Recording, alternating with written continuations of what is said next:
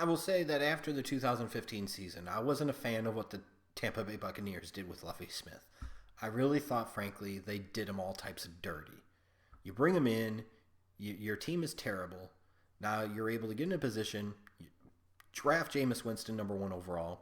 Here's Lovey finally has a chance to be a head coach with a young franchise quarterback. He gets 1 year with him. The team goes from winning 2 games to winning 6 games, and then you show him the door. I still maintain I thought they did him kind of dirty. But at least I will say this. They kept it in-house. They promoted the offensive coordinator, Dirk Cutter, to be the head coach. So that way you weren't changing offensive systems on Jameis Winston. And I think that paid some dividends in 2016. And while the season didn't end in a playoff appearance, they were in the mix until the very end. And it seems like the future is bright for Jameis and this Buccaneers organization. And the future might be now. And that's just crazy how that works, how bringing in that young quarterback can change the outlook of an organization so quickly. And you see Tampa Bay and Tennessee with Mariota in the AFC and how the fortunes of their organizations have changed so quickly and so dramatically. Now you're going into year 3 of both of these guys where they're still always going to ultimately be measured against each other. And both teams have reasons to feel good about the guy that they ended up with. It's just crazy how that works. You have a young quarterback like this, the possibilities can be endless. And if you don't, you're going to always be looking for him. And it's crazy to me because you got a team that last year spent a second-round pick on a kicker in Roberto Aguayo, trading up to get him, and then ultimately releasing him this offseason. And while we can mock that and we can talk crap about that, when all is said and done, it might not matter that much. You've got a team where Doug Martin, the running back that you gave a bunch of money to keep, your 2012 first-round pick, he's suspended for the first 3 games of the season for performance-enhancing goodies, and it still might not matter. And part of the reason it might not matter is because of some of the moves the Bucs made in the offseason. I think they looked at 2 key things for their team. They needed to get more depth on defense, and they needed to get more explosive playmakers on offense. And I look at what they did defensively, bringing in guys like Chris Baker and J.J. Wilcox improves the depth and some of the veteran talent on the team. And then late in the offseason, being able to get a guy like T.J. Ward to come in, he will make a little bit of a difference for the Buccaneers in that secondary, especially in the running game. And then offensively, being able to go get a guy like Deshaun Jackson and pair him opposite of Mike Evans. You know, Deshaun Jackson's in a wonderful position for himself at this stage of his career because he can be tasked with doing what Deshaun Jackson does best, and that is get open down the field vertically and stretch the defense that way. But he's not going to be the primary guy. Most of the coverage and defense is going to be rolled towards Mike Evans. So Deshaun Jackson, if he embraces the opportunity and realizes the situation that he's in, should be able to have one of his best seasons as a pro this year because of the situation, because of the opportunity, and because who he's surrounded with and who he's playing with. And then you saw this team in the draft go get O.J. Howard in round 1, and then Justin Evans, the safety from Texas A&M, round 2. Chris Godwin, the wide receiver from Penn State, I thought was a steal in round 3. The fact is, the Buccaneers, even with things like the Roberto Aguayo bust, they're doing a lot of good things as an organization. And I think it could really start to pay off for them here in 2017. When you look at this team and their roster, where are they really strong at? I look at their pass-catching weapons surrounding Jameis. You're talking about Mike Evans and Deshaun Jackson outside, Cameron Brate and O.J. Howard at the tight end position. I mean, that's going to be a lot for opposing defenses in the NFC South and throughout the NFL to have to contend with.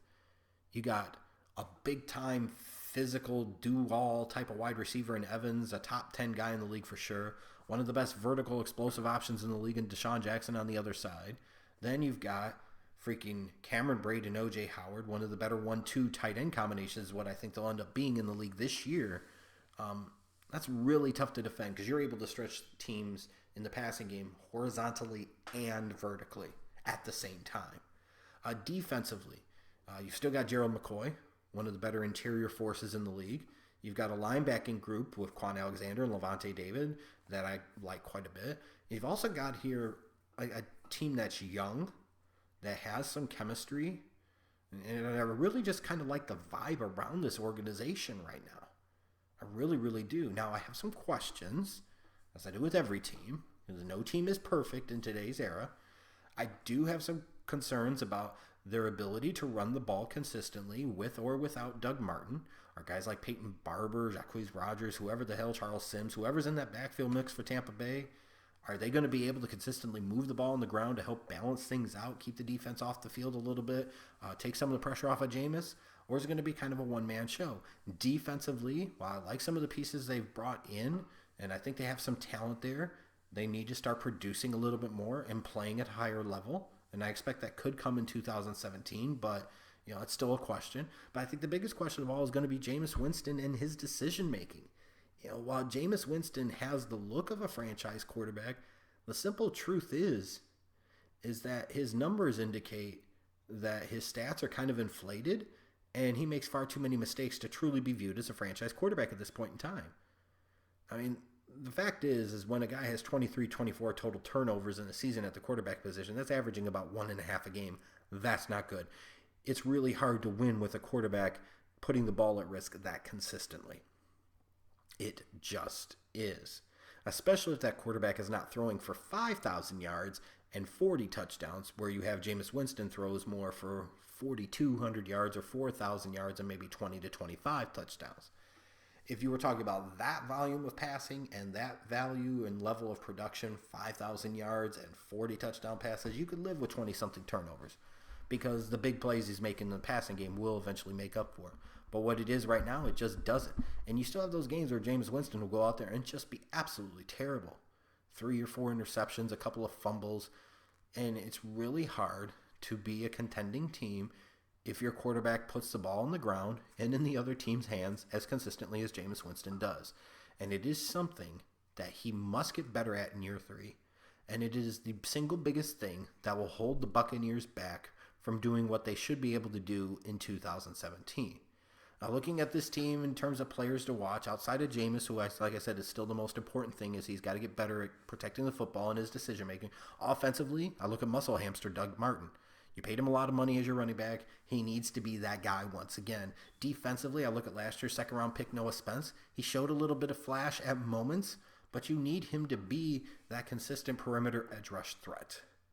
And if he is, it will help that Bucs defense significantly. Looking ahead to this team's schedule, there's a 5-week stretch kind of towards the middle that I think this team could potentially make some hay. They've got to go to Arizona, to Buffalo, and then they host Carolina, at New Orleans, host the Jets. You look right there and you say, Arizona's a team they should be able to match up with. Winning on the road can always be tough, but there's no reason that they couldn't. You look at the Buffalo game, that should be a winnable game potentially. Carolina at home, that's a game that the Buccaneers are really going to need to win. Going to the Saints, that's a team that they can beat on the road. I believe they have before. And then the Jets, anybody could beat this year. So you look at that stretch of 5 games right there between week 6 and 10.